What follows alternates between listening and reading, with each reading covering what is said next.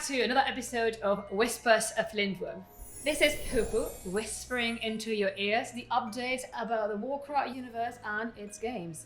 Accompanied by my partner in crime, Cora, at the other side of the screen. This is a series of videos in which we will take you through the development process because I know you're eager to know and cannot wait to see more. But patience, dear travelers. There's still a lot depth to do, and these games do take time. Today, we are discovering a little bit more about Lindwurm, the world in which the events of Warcrow take place, and we are covering the magic cycles. We are meeting the inhabitants of Lindwurm. Do you remember I mentioned the Varang last time? So, what do you say? Shall we start?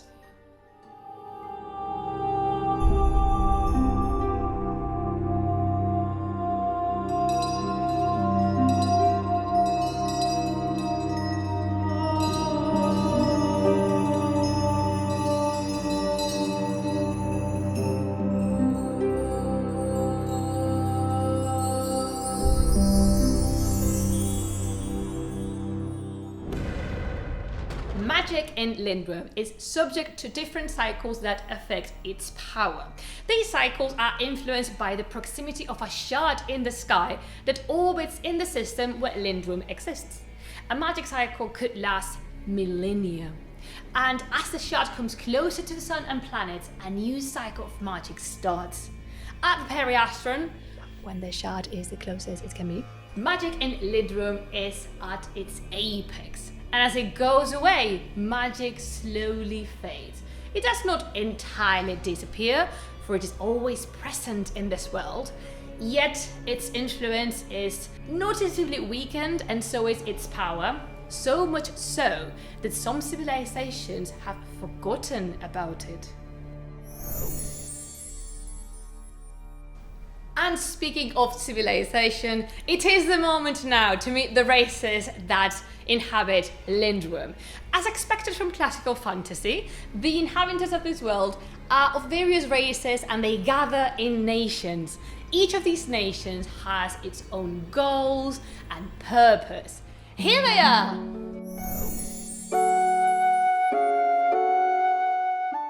The people in Feudom feel they are the heirs of a legendary past, and they believe they were chosen by the two moon goddesses, Selas and Losna. And they do have good motives to believe so. Religion is quite an important part of their society. The charge of their knights is unstoppable, sheltered by the priestesses in combat. The forces of Feudom are predominantly human.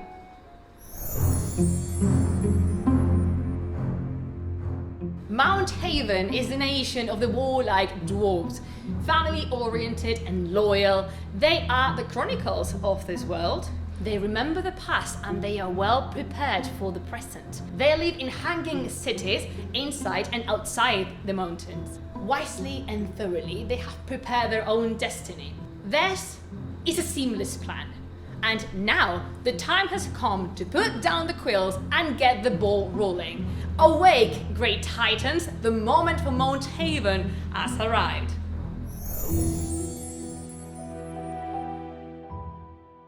The elves dwelling in the magical forest of Lindwurm have decided to take action. Being aware of the dangers this new magic cycle harbors, the Sÿenann don't want to be mere witnesses of the coming events. Rather, they want to act. And even though they must face the difficulties of being away from the forest, they will do as necessary, come what may.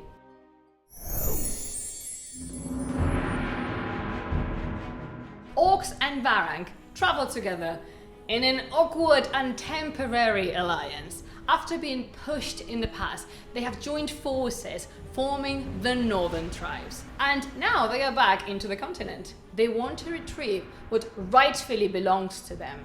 They can, and they will. Strong, fierce, brutal warriors will show no mercy to anyone coming their way. But let's not fool ourselves. They are stronger together, yeah.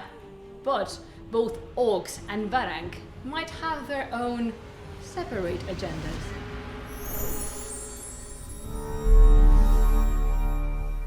If there is a dominant power in this world, that is the hegemony of Embersig. This is a cosmopolite, cultural empire in which humans, dwarves and elves live in the tranquility of knowing they are under the wings of the richest, most organized and technologically advanced nation. The Black Legion is the elite military corps of the hegemony, and discipline is taken to its last consequences. Then, from inside the fog... No. Oh. What? Oh, okay. I can't talk about it yet. Well, let's pretend that never happened. Moving on! You see, in a universe as vast and varied as we are creating for Warcrow, one can assume there are many places of relevance: cities, towns, hills, mountaintops, islands, and they are for sure. But today we are paying attention to a very special place. If there was a center in our world, well, this would certainly not be it, but still, it is of vital importance. Dear viewers, welcome to Hawthorne Point. This is where the events of Warcrow adventures will take place. Hawthorne Point is a coastal city in the island continent of Asail, and it has been covered by the mysterious fogs for quite a long time, but at some point the fog withdrew from the southeastern side of the island, liberating some unexplored territory. After surviving a violent storm, a group of sailors arrived on these shores and believed they were doomed. This was not uninhabitable territory, or so they thought. However, the liberated shores happened to be in perfect condition for settlement. It took a few seconds for every single nation in Lindwurm to mobilize their assets and set camp in these lands. Everyone was attracted to Hawthorne Point for a different reason. Everybody had their motives to reinforce their presence there. And because some of this interest frontally crashed against others, the tension kept growing until the match sparked and the armed conflict started. And believe me, dirt hit the fan. After some years and some events, Hawthorne Point became then a free port and neutral settlement, very well situated. Peace was worth maintaining as the nations continued to raid the territories freed by the fog. And to the sirens' call of risk and adventure, travelers from all the corners of Lindwurm came, and to this they keep coming, to Hawthorne Point. Mercenaries, adventurers, outlaws, everybody has a place in this port. Everybody.